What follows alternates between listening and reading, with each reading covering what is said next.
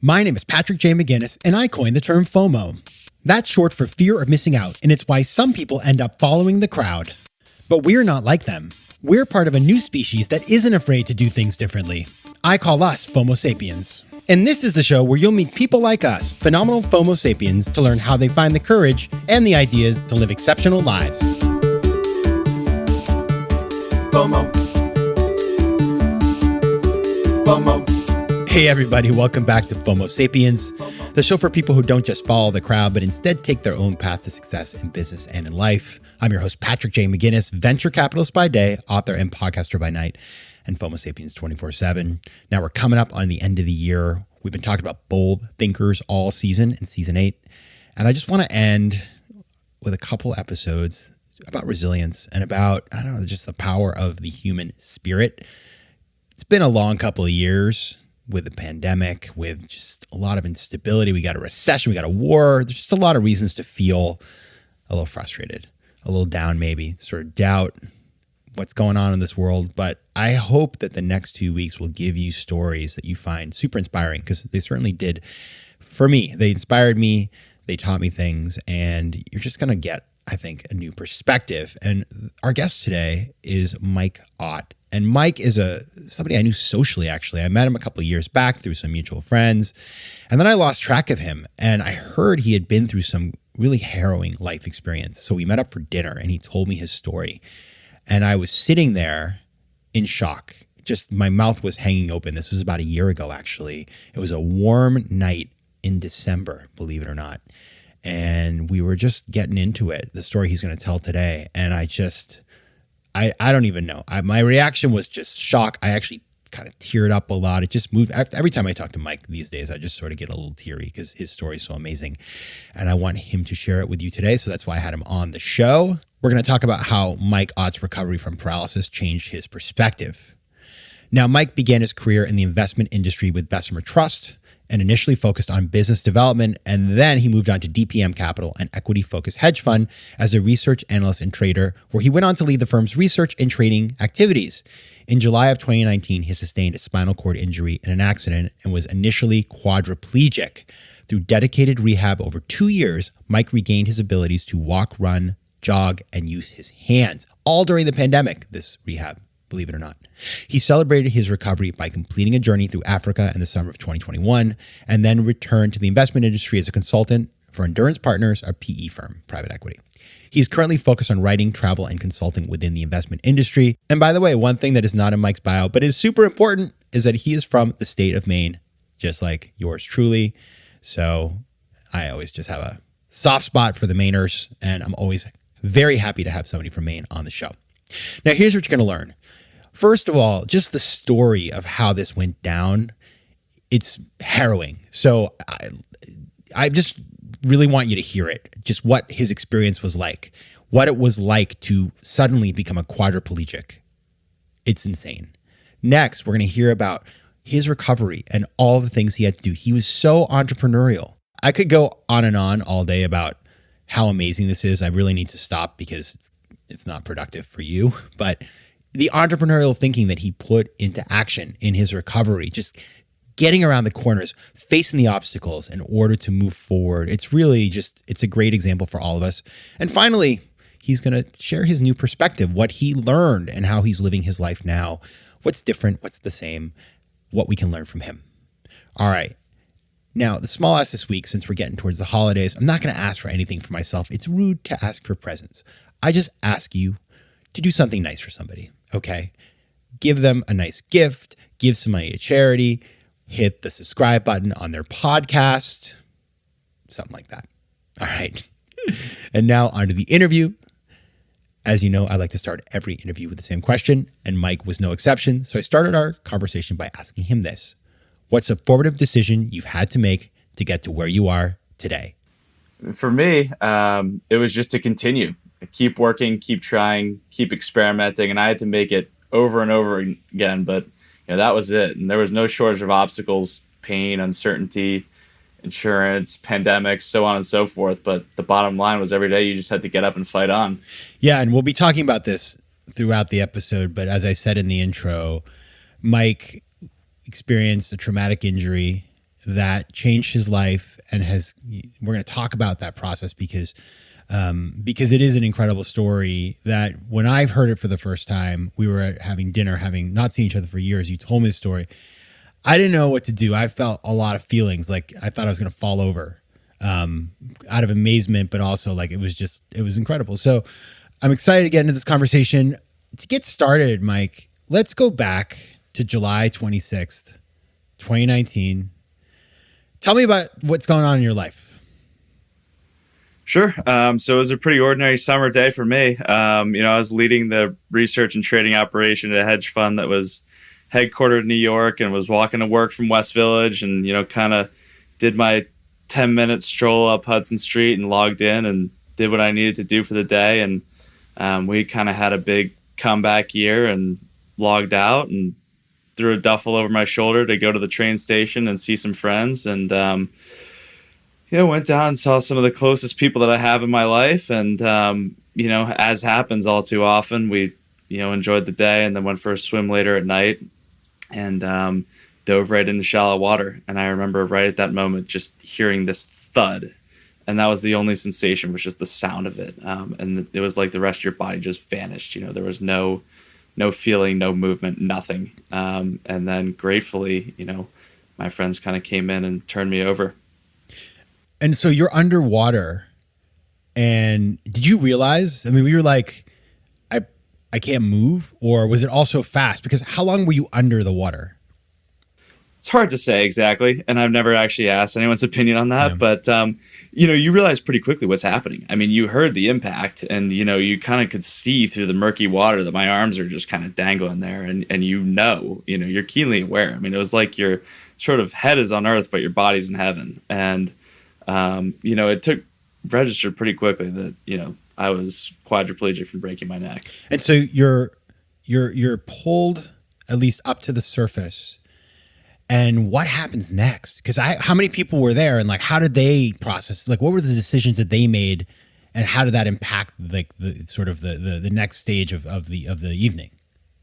Yeah, it was absolutely amazing. So the person who had rescued me had really had, no formal training or anything, but he might have been a lifeguard in a previous life or something. And, while I'm underwater, sort of preparing to cross into the next realm and sort of giving thanks for my friends and family and the experiences I had had and everything, he's just sort of waiting up next to my body and turns me over very slowly.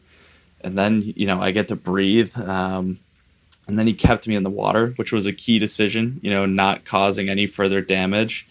And then we had another guy with us who could play the guitar. So, we called the ambulance, obviously. We're just kind of waiting there. And, I got to put in the song request. So we listened to Landslide on the guitar and sort of got some live music until the paramedics came. And then they, kind of strapped me to a board and took me into the ambulance onto the hospital. And, again, just a huge stroke of luck, which plays a role in a lot of these stories, was 20 minutes drive from University of Maryland, which has an amazing surgery center. Yeah. I think it's like the people who live to tell their stories are the ones who are in the spot, like where they're able to, they have the luck, right? Like if you weren't lucky and you were in the middle of the Serengeti, we probably wouldn't be having this conversation. So you're lying in the water. You realize like you're a quadriplegic. What are you thinking? There's sort of before you're turned over and after you're turned over, right? And sort of before I'm turned over, I didn't really have, time to think about, well, what if I get rescued? You kind of had to make peace with the fact that this might be it. And, I thought immediately of friends and family and relationships, and that's what had really mattered and kind of given a lot of color to my life. And, sort of vaguely think about experiences. And then you kind of go on to, if this is judgment day for me, I, hope I was decent enough, and it's a bit of a Pascal's wager. And then, at that point I was sort of turned over. And then, on the other side, you sort of, get a few breaths of air and you realize, I'm alive, but I'm quadriplegic. And to me, I thought that was going to be for life right then and there. And so, I thought immediately, okay, I need to be the best family member and friend that I can and still just try and be good company. And And then obviously you think about parents and stuff and what they were going to have to go through. But, those were the initial reactions. It's funny, like you didn't mention work. You know what? Did you think about work? No, I mean, I didn't think about it. It didn't really register. I mean, I guess until, it's at some point where you're sort of stabilized in intensive care and, all that. And you're kind of like, oh, yeah, about that whole thing. But no, that took a while to even cross my mind. Yeah, I mean, nobody, you never hear that. Like people are like having near-death experience. Nobody's like, you know what I thought about? Like, I had the spreadsheet that I wanted to finish, right? Not that work isn't important, but it's like you go to these other places entirely. FOMO. So let's get into the recovery, because just before we do that, talk about where you are today, because I'm looking at you. We're on a podcasting software. You're up in the state of Maine, the greatest state in the world, obviously, and you Hands look down amazing. And thank you. You run a sub 9 minute mile, I believe, probably faster than that now, but like you are doing things that a lot of people can't do. How do you feel? What's going on?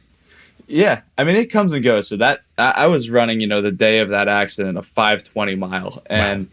To run something like a 9 now takes far more input than that, near 5 ever did.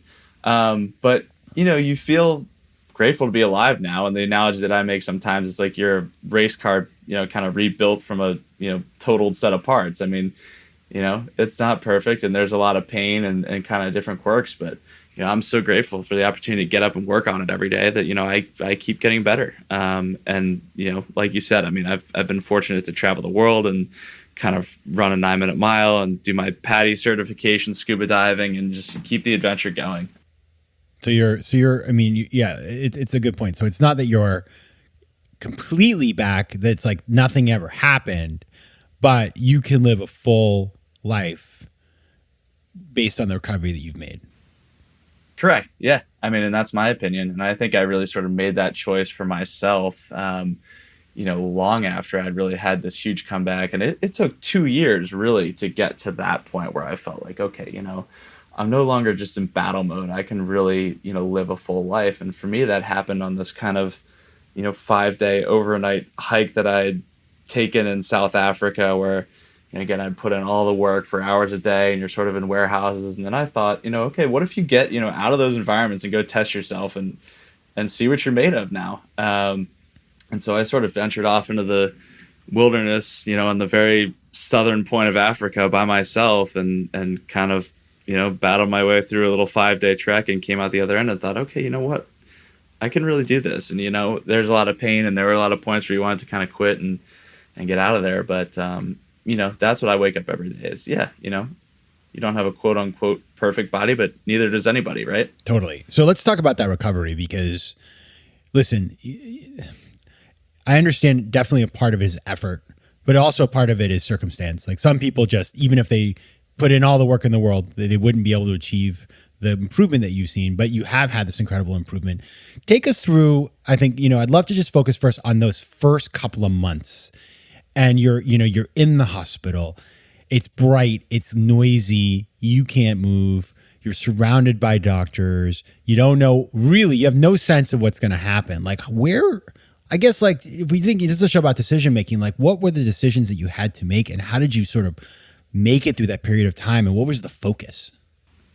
Yeah. I mean, and to your point, on luck, I mean, I often tell people too that like my story was like having to flip a coin 100 times in a row and get heads every time. And I did. I mean, I had a great rescue. I had incredible surgery. I was in a great intensive care unit. And then I, went on to a great hospital and then, found all the resources I needed. And then, yes, poured, every ounce of effort on top of that to make all the ingredients work.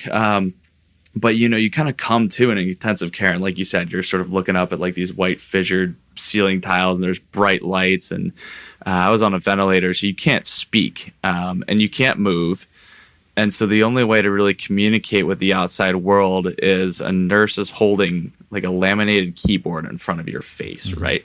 And she'll run her finger across, he or she, and starting with Q, and then you're supposed to blink on the letter that you want to use to spell words, and that's your only way to kind of speak to the world. And then, very slowly, I mean, it's sort of like end of life care in reverse. you're coming off of like this life support. And so you get, off of a ventilator and you still can't move. But I'll never forget that just first breath of fresh air and just being like, wow, this is just the best. I mean, this is everything. And then, you get your first sip of water and you're just like, well, wow, that's good stuff. And, they really didn't tell me much at the onset, and they tend not to because it's nebulous and they don't know, but kind of behind closed doors, they were telling, my parents like, hey, he might be able to walk in a year. So I had that prognosis. And then, in my own mind, I remember the first time that I could actually like fall asleep, or one of the first times. And I had this dream that I was back in this lacrosse tournament I had played in Mexico City a couple of years prior. And it was the last time I'd ever actually played. And, I was back in that moment, and then I woke up from that and I could sort of move like my right foot a little bit. And I was like, wow, what? It's in there somewhere. Let's go get it, and that was sort of the beginning. It's amazing to me how that moment of the dream, and then you wake up and you're able to sort of move your foot, like that body mind connection is I just don't even know what to do with that. But I guess you probably had a lot of moments like that where you started to realize like the psychology and the body was much more deeply connected than you'd ever thought before. It's pretty amazing. Yeah. I mean, so, intensive care, I was sort of stuck there, and they don't have necessarily what you need in intensive care to, hoist you in harnesses and give you 3 hours a day of therapy and give you everything you need to kind of get going again. But, they have some people that can sort of work with you. And I remember, at one point they were like, we're just going to try and get you to stand up. And, I couldn't move, right? You can't lift forked mouth. You kind of can't really do anything.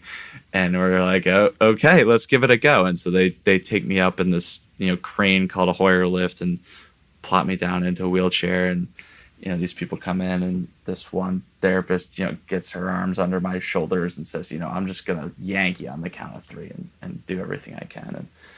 And we tried a couple times. It was 1, 2, 3 and just fail, right? 1, 2, 3, no go. I mean, she couldn't lift me. I had nothing in my legs. And all of a sudden, my mom walks in the room, and, we do the 1, 2, 3 one more time, and just bam, you're up for 2 seconds, basically someone else holding all your body weight. But nonetheless, it happens that you plop back down. And the whole journey was kind of full of those moments. I mean, I spent a couple months in total in hospitals, the second one being Spalding Rehab in Boston, which was an incredible experience. And it was filled with things like that where, you couldn't quite do something and then, for whatever reason, a loved one or someone came by and you were able to get it done. FOMO.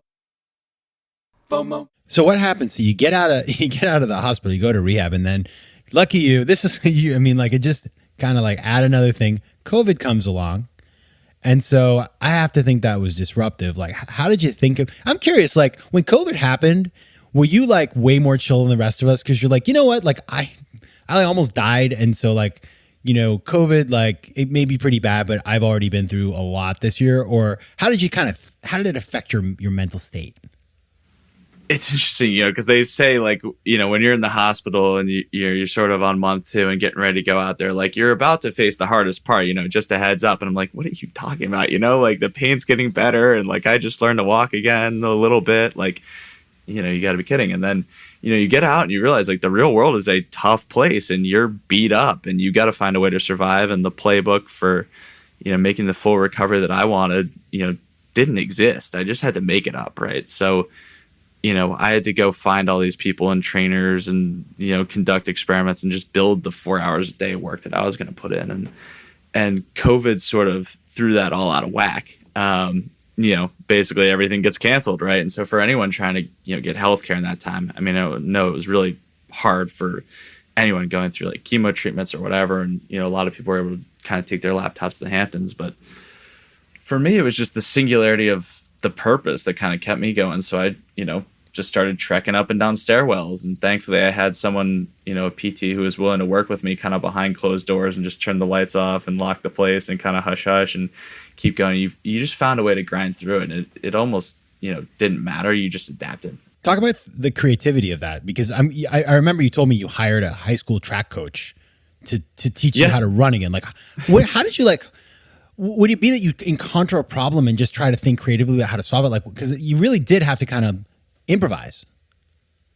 Yeah, you kind of plug away and you have to improvise. And so, the running was like a project that I was working on right as COVID sort of hit. And you have like all these, fancy, expensive PTs that are working with professional athletes and stuff. And I just wasn't quite getting there yet, but felt like, okay, it's close. And then obviously, all that gets blown up with COVID, and moved home to our lovely state of Maine.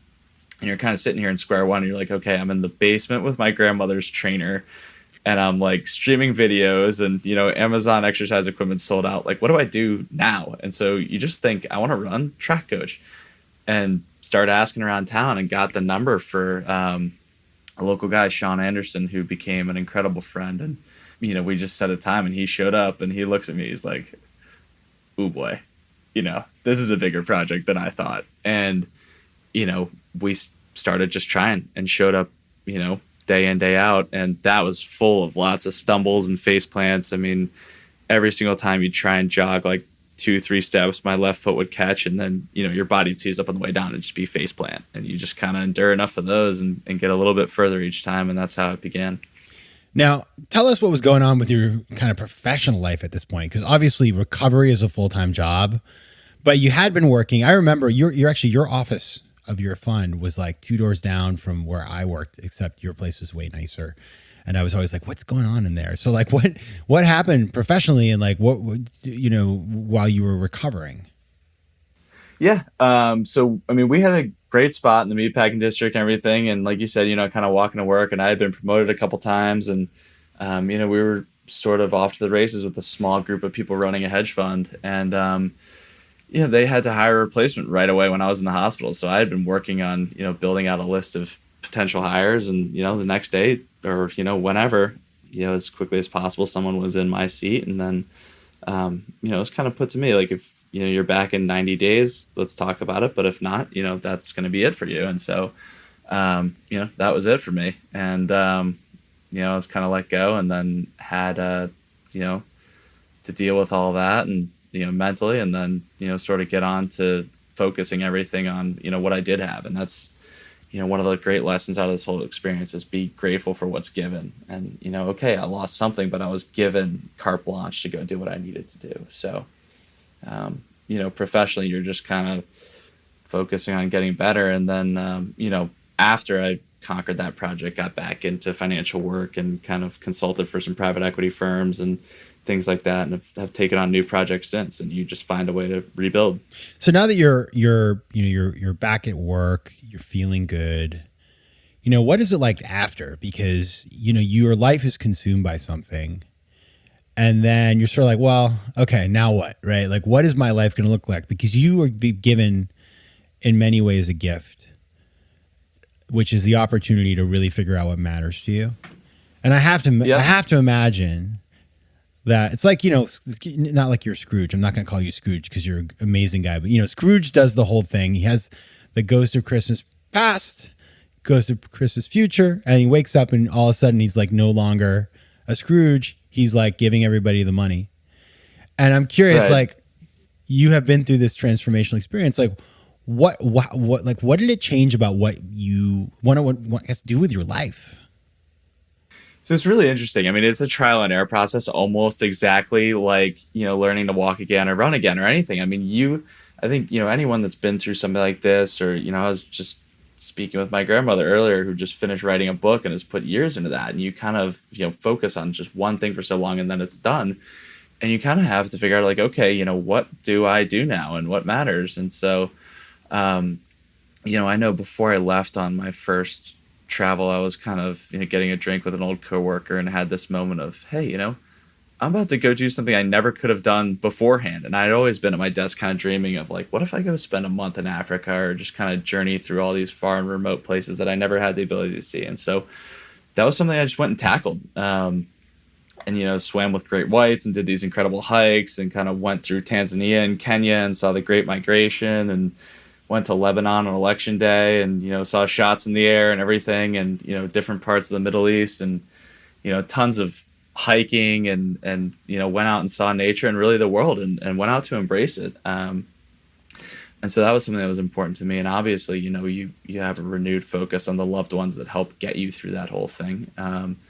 And so just enjoying being with the people that are in your life every day has become hugely important. And then obviously, kind of balancing all that out with work and, creating new projects in the financial world, and also doing a bunch of writing, starting to tell the story, a little bit like someone you might know. Yeah. I mean, listen, I certainly didn't have the same degree of challenge, but in my own way, of course, went through my own metamorphosis. And I think when you go through a change in your life, I think writing is really important, because a former guest on the show, Bruce Feiler, very aptly said that when you're in transition, like, we all have a story of our life. I'm Patrick. I do this. I live here. I do these things. This matters to me.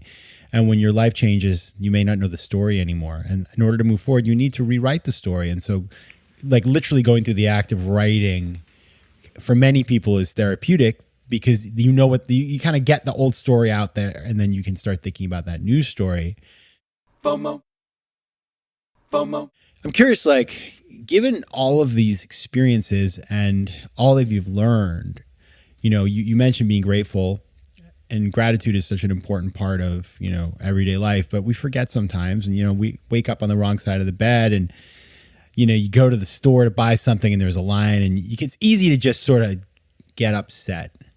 And a normal day, he's just like, we inject a lot of negativity into it sometimes, right? And I'm curious, Sure. for you, like it's a Tuesday at 3 p.m. Are you just like, oh my goodness, I'm so glad to be here? Or after a period of time, do you also just, life becomes more normal and you sort of just go back into the flow? Like, does it stick with you? It definitely sticks with you in a way. I mean, I think once you've had something like that, you can always go back to it and lean on the experience. And it's funny, you mentioned Bruce's book, or I think you just mentioned Bruce, but his book, Life is in the Transitions, is incredible. And having that narrative for me to go back to is incredibly helpful, right? So I started initially writing when I was, pretty fresh out of the hospital, and I knew, these gains are not going to come easy. And I'm going to keep showing up every day, and it's going to be really hard, and I'm not going to feel like I'm getting anywhere. And so therefore, like, I need to track the input, and I'm just going to write down, what's going on. And so you go back to that point in time, and I have, just lists of exercises. And then, as I needed to evolve out of just being, the rehab person, you start writing down lessons, thoughts throughout the day, different things in a journal, and then you have that to go back to. And so, of course, silly things can upset me, and I'm, just like everyone else in that regard. But I think you have that perspective gained from the experience that you can always kind of sit down and meditate on or think about and say, okay, I could be back there. I mean, I remember I was in just a crazy amount of pain one time in the hospital, and the doctor said, well, would you like to go back to not feeling again? And I was like, no, let's get down to the gym and keep going. And so that's, another one where, you can always sort of lean on it if you need to. Wow, that doctor, that's amazing. Amazing. Would you like to go back to not feeling anything at all? That's some real talk there. Now, by the way, everybody listening, Bruce Feiler, Life's in the Transition, he came on FOMO Sapiens in the summer of 2020. So go find that. It's one of my, we've rerun it, in fact, as a best of, because it's one of my favorite conversations. Now, Mike, I do want to talk about here, you sent me something you've been writing, which is about the lessons of recovery. And there were a couple I wanted you to just hit on, because I thought they were really great. Just things for all of us to think about in terms of, our day-to-day life, because you're right. Like, we all fall into the trap of just like doing things and being in our routines and not stepping back to say, like, smell the roses, right? Or just be appreciative of our health or our family, or just the fact that maybe, like, you are in a long line, but like you have the money to buy that bagel. This is my morning this morning. Right. There could be someone really interesting in that line. Totally. So my question for you is really, take us through we're going to do 3 here, but the first one is, you say, stay open-minded, try things. The solution you need might be right in front of you. I'm curious if you have an anecdote that showed that to you.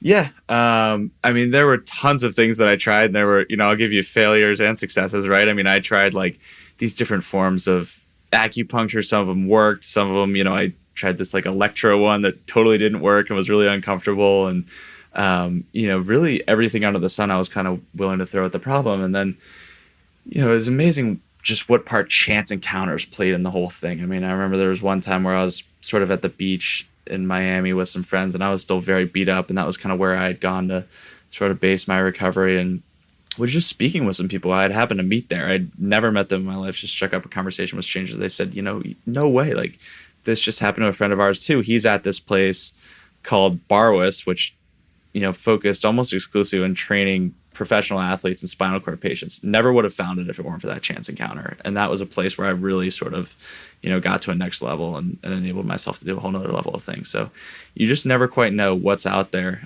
sort of right in front of you. And that's why it's so important to be sort of grateful and open-minded, because if you're kind of kicking the dust around, you're not going to see all those little positive nuggets that are just laying right in front of you. Yeah, and be curious, because the easy thing to say is, I tried that already. I've gone to that kind of thing and it's not going to work for me. But, right. You never know what you're going to find. Now, the second is, I like this one. This sounds fun. Dance and enjoy. Remember the time you couldn't. Yeah. Yeah. For sure. I mean, and that sort of, dovetails into one of the questions that you asked earlier about, what do you do now with life? But I actually wrote that down, I'd say a month after I got out of the hospital, and kind of was standing in front of a mirror and just did like a little jig. And I was like, hey, you know what? This is awesome. I never want to stop doing this. And it's true. I mean, the laughs that you have, with loved ones and friends, and just the ability to go hit a dance floor, and even celebrating little things. I mean, again, like those first sips of fresh air and first time outside being in the sun, and you need to go enjoy your life. It's a privilege to be here.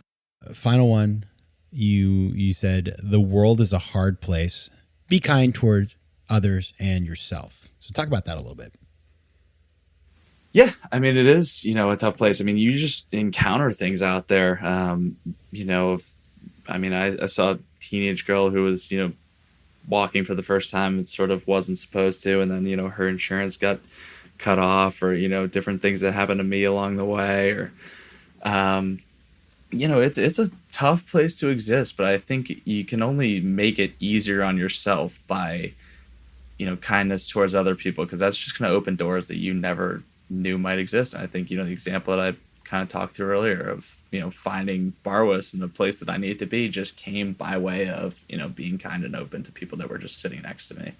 And you sort of never know. I mean, like, there was a time where I was standing in line at a Rite Aid. My hands were, pretty messed up, and I couldn't really hold all the items I need to. And, I kind of rush up to the counter, and a guy's standing there, and he just explodes at me, of like, what are you doing? Get the F out of my space, And I sort of just backed off, and, you think of it later. I was like, I don't know what, that guy went through that morning, or what anyone else is going through at any particular point in time. But it's a good thing to be aware of, even when things are easy for you, it's not an easy world all the time. Yeah, that's exactly right. And I think if you didn't learn that from the pandemic, you missed an opportunity, because I would agree, like, my ability to just be unkind to somebody went way down, because I think we all had to learn to put ourselves in other people's shoes, and also that life is short. And if you're focusing on the negative, you're missing, a perfectly nice day that you could do something a lot better. Correct. Everybody, if you want to learn more about Mike, you can check out mikeott.net. That's mikeott.net. If you want to find him on Instagram, he is at mikeott1414. Mike Ott, so glad to have you here, and thank you so much for telling your story. Thanks a lot for having me. FOMO. If you like today's show, please be sure to rate it and recommend it to your friends. And as always, you can find me on Instagram at Patrick J. McGinnis, on Twitter at PJ McGinnis, and on the web at FOMOSapiens.com or PatrickMcGinnis.com, where you can get all kinds of free resources to live a more decisive and entrepreneurial life. FOMO Sapiens is recorded in New York City. Theme music is by Mike McGinnis, and editing and post-production is by Josh Elstro. If you like today's show, please be sure to rate it and recommend it to your friends. And as always, you can find me at FOMOSapiens.com and at PatrickMcGinnis.com. To advertise on FOMO Sapiens, reach out to contact@FOMOSapiens.com. FOMO.